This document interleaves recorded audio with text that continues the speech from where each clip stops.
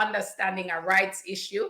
The Jamaican stock market has been on fire this year. So many companies have come to raise capital and investors are pouring into these investments. We've had IPOs, APOs, and now we have a rights issue coming up in the market. So we need to talk about that. We need to really understand. And my advisors to think first on quality of management.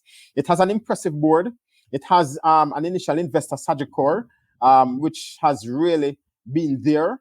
The support was always there, continuous through the thick and the thin. That was critically important. But it had a very creative management that was looking at new ways. It had obviously a stream of potential investors. Saying then, if management was able to navigate that time successfully, usually augurs well for what they will do in the future.